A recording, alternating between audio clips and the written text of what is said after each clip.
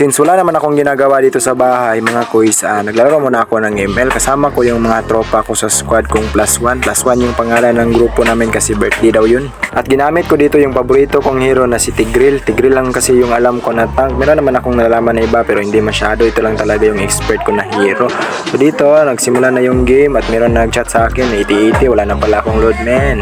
Pero ayos lang, meron naman kasi tayong wifi dito sa bahay. So ginamit ko muna yung wifi namin para ma-continue yung laro natin. So ayun, inalis ko muna yung yun, hindi ko alam kung anong tawag doon. Naglakad na ako, pupunta na ako sa buff ng aking kasama. So since kung yung buff na inuna niya, dun tayo pupunta. Tutulungan natin siya mag-leash ng buff para mabilis siyang mag-level at makalamang tayo agad sa kalaban men. Kapag roam cut, ganito dapat talaga yung ginagawa mo. Tulungan mo yung core mo na mag-buff para mas mabilis siyang maka-level 4 at makagap kayo ng kalaban. So yun, mag-hit ka lang ng mag-hit, tapos nun pag alam mo ng low HP na yung buff, so alis ka na. So pumunta ka na sa mid, tulungan mo rin yung mage mo na mag-clear ng kanyang mga minion para lamang din siya sa kanyang katapat. So since nandito naman sa baba yung gold lane, bumaba muna ako para tutulungan ko si Layla, yung kasama namin dito. Yung katapat niya is Bruno. Alam naman natin ngayon nga si Bruno ay meta to kasi sakit na ng critic niya men.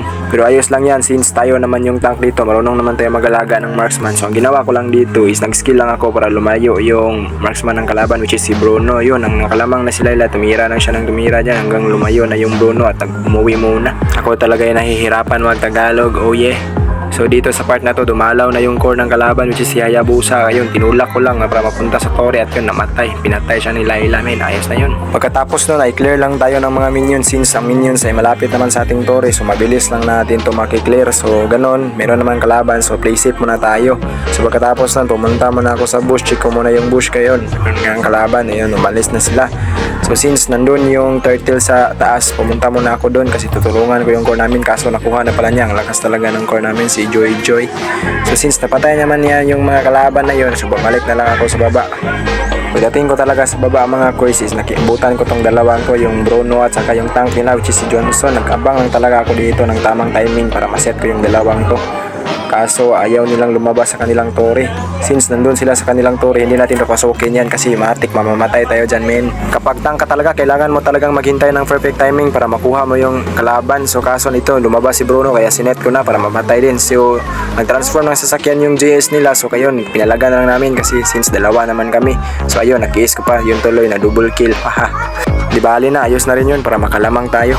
Pagkatapos nun, back to timing na naman tayo. Tago muna ako dito sa bush kasi alam kong may Hayabusa yun na. Lumabas na nga siya, tinatak nila akong dalawa, pinagtutulungan ako. So dalawa yan, itatakbo muna tayo sa torre, magpatago muna tayo dito. Mamuntikan pa akong mabangga ng sasakyan, buti na lang nakailag at umuwi na ako. Pag uwi ko sa base, mag-heal muna tayo doon.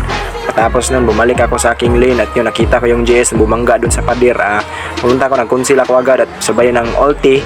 Pero di ko naabutan si Layla, namatay na siya. Pero okay lang, good trade. Isa ang patay sa amin, dalawa yung kalaban. Goods na rin yun. Dito sa part na to, hinabol ko sa Hayabusa pero hindi ko siya maabutan. Kaya umalis na lang ako, bumalik na lang ako dito sa marksman namin. So nakita ko na may sasakyan na naman. So yun, binangga ko dito. Yan, binangga ko sila. Pagkatapos yun, ulti ako, sabay tulak ko yung haya nila kasi haya naman yung soft. So namatay rin ng GS kasi meron kasing kasamang nana. So ayos lang yun, kahit mamatay ako kasi namatay naman yung kalaban, good trade na rin yun. Since namatay yung hero ko, tignan muna natin yung kasama ko. Yung kasama kong Joy, yun pinasok na yung kalaban sa torre. Grabe na naman talaga yung Joy na to, nanginginig talaga yung kamay. Pagkatapos na nabuhay na ako at pumunta na kami sa turtle kasi nito yung turtle, kukunin natin yun. Malaking objective na rin to para sa core.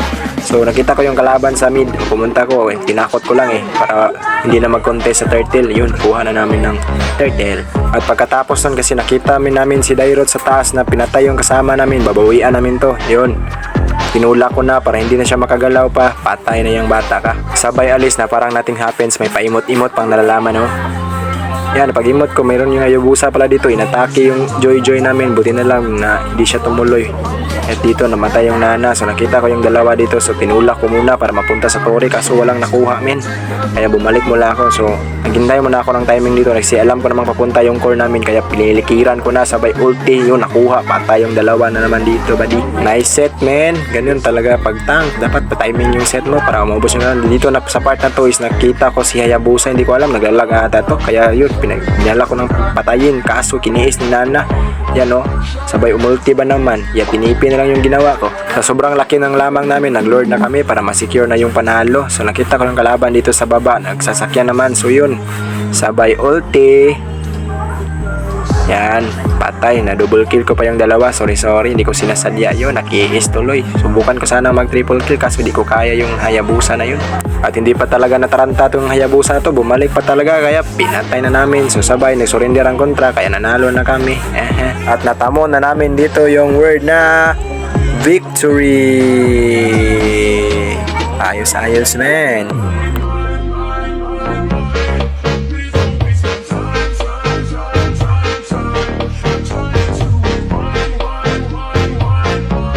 Matic gold yan.